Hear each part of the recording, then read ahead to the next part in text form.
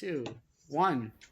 Man, I love how our conversations outside of the parts are longer than the fucking parts themselves.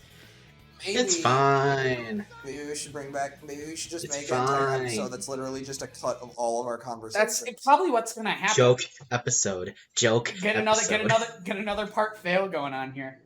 Joke episode. Joke episode. Joke episode. We're still cutting out part 4 though. Now the biggest thing with this game is that this game has a fucking massive continuity problem. So the big thing is that each character's story happens simultaneously with each other. So you finish Sonic's story, and then you go back to Tails' story, which is the beginning of Tails' story through this entire thing. Here's the problem. Yeah. Every time, like, characters share cutscenes, the dialogue is different. I think the effect they're going for... The only thing that I'm thinking of is that maybe the characters, like, this is like... When you play through this game, this is like that memory. Character, like, retelling how the story goes. And not everybody remembers exactly what happened. I think that's the idea that's being gone for. Yeah, like, honestly, that would make sense. Maybe these games aren't actually... Like, you're not playing them in real time, you're just playing them as, you know, the character's memory of what happened. Or maybe these aren't perfect retellings. Maybe these are just maybe these are just how... The collective imagination.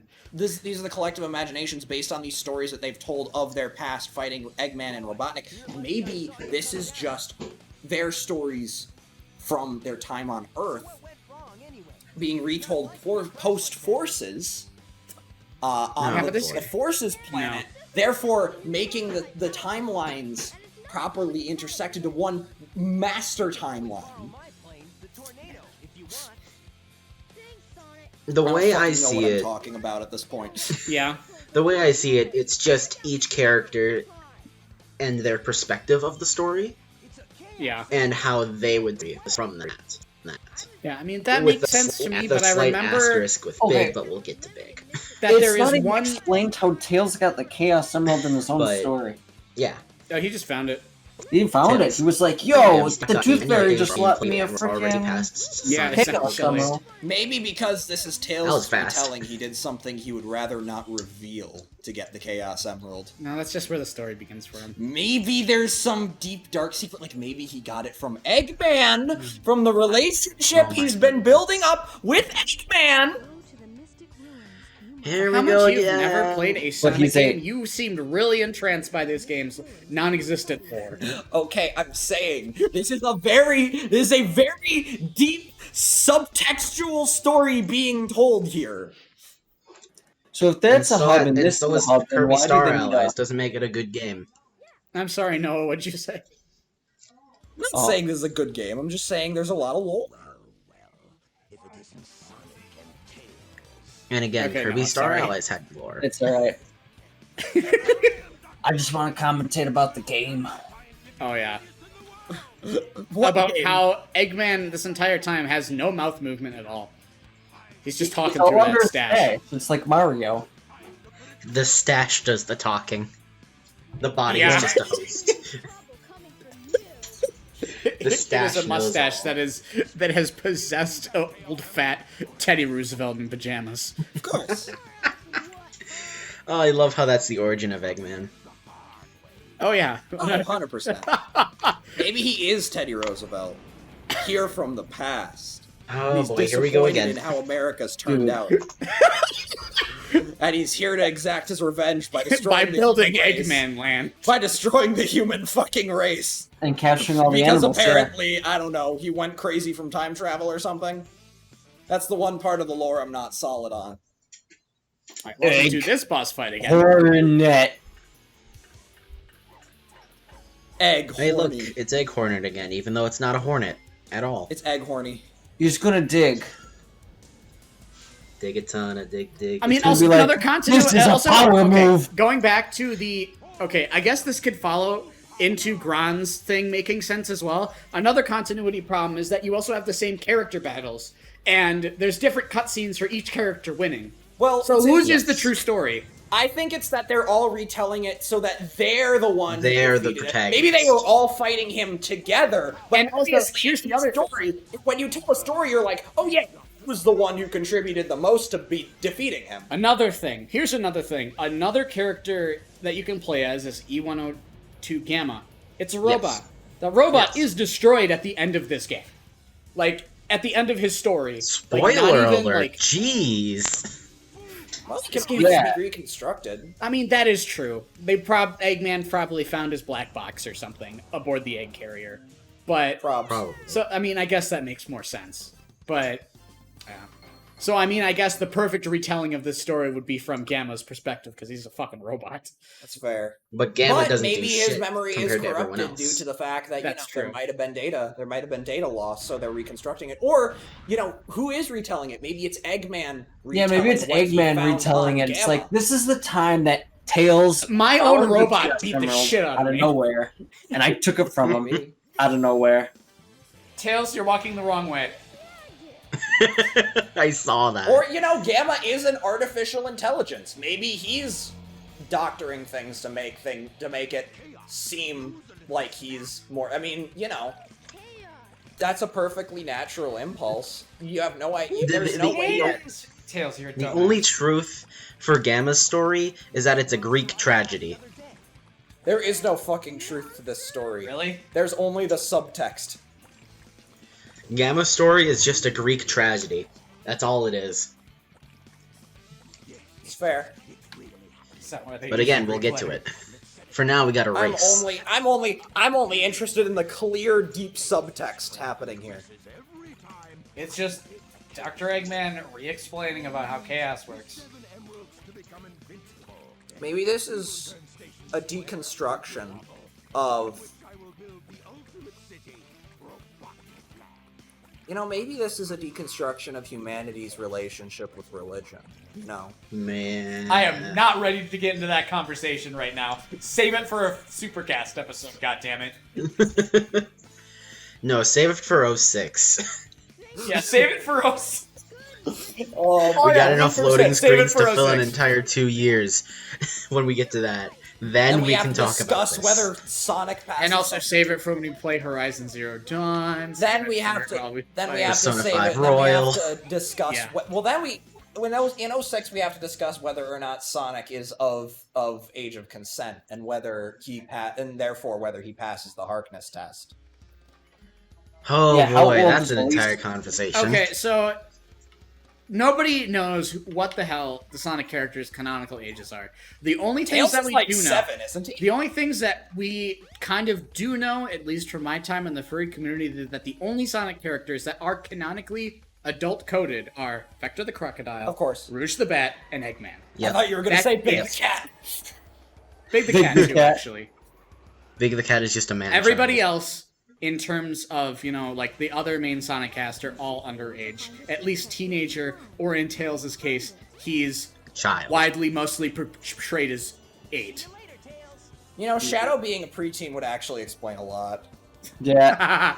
He's literally just going through his fucking edgy phase. I mean, he was asleep for what, 50 years? He just happens to be a super powerful fucking hedgehog, so his edgy phase literally shapes history. Yeah, I mean, the funny thing is that seriously, the plot points of Sonic Adventure 1 and 2 are, yes, I died there. The plot points of Sonic Adventure 1 and 2 is Eggman awaking somebody from their beauty sleep. Oh my fucking... Yes. Like, seriously. Yeah. That sounds about right. Eggman awakens Chaos, which then destroys Station Square, and then Eggman awakens Shadow, who wants to destroy the universe because his memory is shit. I mean, it would also explore maybe because that's literally the plots of SA1 and SA2. Good night, everybody. Good night, everybody. I mean, it would make sense why. It would also make sense why all the characters are so fucking dumb all the time. Is because they're young teenagers. Yeah, like Sonic is like 15 or 16, I believe. Knuckles I think is 17. 16 is the widely canonical age for Sonic. Mm-hmm. That would make sense. Amy's 12. Wait a second, Amy's 12? Yes. Aren't they in Sonic a thing? What the fuck? No, Amy is a crush weird on case. Sonic, but it never becomes reciprocated. Yes. Okay, that makes sense. Sonic lost. Yeah, it's not reciprocated. That's the deal. That would make sense. That would actually make sense. So they are not a thing unless if you tune into DeviantArt.com. course, but anything's real if you turn into DeviantArt.com. That's Of like course, the fucking Archie elemental plane comics of chaos make things in D&D. dicier, but that's the Archie We comics. don't talk about that. No, we don't talk about the watched, Fleetway that. comics. We don't talk about Fleetway. The only thing I know about, again, I keep on going back to Cybershell, but his videos are so fucking good. But yes. I watched this retrospective on the entirety of Fleetway, because Fleetway didn't last that long. And it was... I wonder why. It was a trip. It was a trip. How Supersonic actually became a separate character outside of Sonic himself. Wait, really? That was kind of like an uncontrollable... Was it like a Jekyll and Hyde kind of situation? Yes, it was. Pretty much. Wait a second, though. Did Sonic have that fucking second... Only in the Fleetway canon. Does Sonic DID? Did he have that second personality locked away inside him that entire time? The influence of the Chaos According to Emeralds, Fleetway canon, yes. So wait, how did he develop that second personality is the real question. Perhaps he developed the second personality as the result of the trauma of having... Ron just fucking explained it. Oh. It was the Chaos Emeralds. Oh. I believe it was But the instead of Supersonic being a Chaos heroic character, it turns him... It makes him go berserk, essentially. Oh, I was going to factor that into the... And then there was a plot point about how Supersonic and Sonic, like, split from each other. I was going to make that and Fleetway Supersonic is pretty much just called Fleetway Sonic. Oh, okay, that would make sense. Just because of how separate it is from the normal Sonic. Yet another alternate timeline. We've got... Now, the thing is that... Fleetway, we've got... The only thing I know about the Archie comics in sense of, besides those 2 issues of Sonic X that everybody knows that I've read. Wait, which ones? Fuck, I need a... Is one of them the one where it's like a picture of fucking Amy crying on the cover? Is that one of the ones? No, it was an That's entire... It really was so Sonic Archie comic there were 2 issues, because this was back in the day where, like a story was split between 2 separate issues of a comic. Yeah. And Sonic X didn't run this long. So there was this one plot point for a Sonic X comic where there is this team of scientists that want to, because everybody loves Sonic kind of thing. Yeah. And there's this team of scientists that want to show the world that, Sonic is a monster and he doesn't belong here. Of course, J. Jonah Jameson. Of course. So their plan is to have this grape juice in a dart that would in turn turn him into a monster. They misfire, it bounces off of Charmy's helmet and straight into Vector's tail and makes him 50 feet tall. Bruh. And he starts destroying the city. Levi, did this issue... I got both of those issues without... The Sonic X comic, I got them off the shelf without knowing what the fuck they were. How old were you when you read these? Oh, shit, that was a while ago. When were the Sonic... It was issues 37 and 38, so whenever those came out. Levi, did this perhaps... No, that was a long time ago. That was like kindergarten. I know, but I watched Robin Hood when I was in kindergarten. I'm sorry. But yes, those... And it was by sheer coincidence that those are the only 2 issues of Sonic X I have. But in terms of going back to talking about the comics, the only real comic lines that I know about are the ones that Cybershell went over. And it was the starting out where it was just kind of like a Sunday strip, where it was just comedy. Yeah. Just, nice slapstick comedy kind of stuff. And thank you, Tails. And then it went into, more of a tie-in with Sat AM and kind of took a more serious tone. And then the Ken Penders saga. And then Cybershell really didn't go into the... Yeah, that happened. And then Cybershell really didn't go into the... Who was after Ken Penders, Ian Flynn?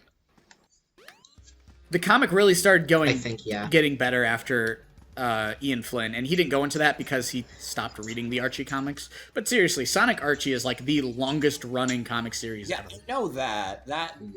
It went a long time. It went for a long time. And then all you need to know about the Ken Pendering is that he inserted a bunch of OCs into the comic, and then once he left Archie, Archie apparently lost the contract saying everything you create with us is our property. So that means he sued Archie and got all of his characters back out of the which was comic. all the Echidna bullshit. Yes. And on the top comments on that Cybershell video was Design Doc. Oh boy. was essentially Ken Penders, the only persons whose art style makes me want to throw up. That person clearly hasn't read Sonichu. Well, in terms of Ken Penders being someone who actually got into professional work. That's fair. So essentially... No, there are some comics where the art style is not very good. Wait. That one motherfucker who fucking traced over the goddamn heart attack meme for a panel of Iron Man. Oh my god. Fucking editing, Levi, put that goddamn panel up. Don't know what the hell you're talking about. Just Google Iron Man heart attack meme, like, trace. It was featured on one of those videos where it's like a professional comic artist reacts to good and bad comic art. Which back in the good old days of the 90s, that's a gold miner shit. Yeah, just put that panel up on screen. Put it on again. Put it on again, actually. Fill the goddamn screen. I am not. You're asking too much of them. You're not. Remember, I use Sony Vegas. Remember, I use Vegas, not Premiere. You're not Lixian, I see. Yeah. I almost said Sony Vegas, but Sony don't own Vegas no more. Who owns Vegas? Are they their own thing now? Magix. Oh, okay. Vegas owns Vegas. Vegas owns What happens on Vegas stays on Vegas. Until I hit export. In the case of part 4, yeah, what happens on Vegas stays on Vegas. God damn it. I mean, yeah.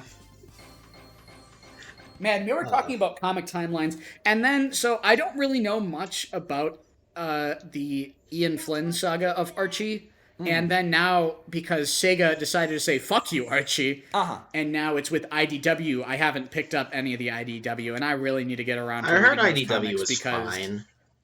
I heard it was fine. I mean, some of the IDW stuff is leaking. We're getting a shit ton of good art out of it, that's for sure. Yeah, like, some of the IDW stuff is leaking into Speed Battle, which is kind of cool. Oh, Speed Battle? Yeah, because, like, Speed Battle is, like, Sega Hardlight's kind of like pet project at this point. Yeah. Because you have characters from the comics, you know, making their only appearance in a game, and it's a fucking mobile game. Lovely. The only time they're getting 3D renders. Yeah. I mean, which is great for them, because there's some people who really like the... And this is the only time we're getting a modern 3D render for Tikal. Oh, yeah. Also, did you hear about... So there is this one popular Twitter artist, and I don't remember what their username was, but they had an OC when they were, like, really younger, and they're, like, decent acquaintances with, like, Ian Flynn and, like, the artist team of, like, the IDW comics. So one of the background characters was their old Sonic OC. Oh my god. Oh my god. That is actually kind of cool. Yeah. And I remember that being, like, such a cool thing when I saw that in Twitter. The person was like, whoa! That's beautiful. I mean, if it's an old character that nobody's using, that's perfectly fine. Yeah, like I said, I don't really... Well, even though it's just, like, a background character that had, like, one speech bubble of dialogue, so, like... Yeah. That's what we call it. I wasn't really a Sonic kid. My parents didn't really let me play video games until I, you know... Yeah, you had to cut your teeth on the Lego video games for PC. I had to cut my teeth on the fucking Lego universe. Its entire lifespan of 1 year. Yes. Ah, yes, my first heartbreak. But, yeah, my parents didn't really let me play video games until I played, you know, the Lego games, and then there was, like, a universe, and then I got into MMOs, and then I played Minecraft and Steam and all that shit. And it was all downhill from And the rest writes itself. And the rest is history.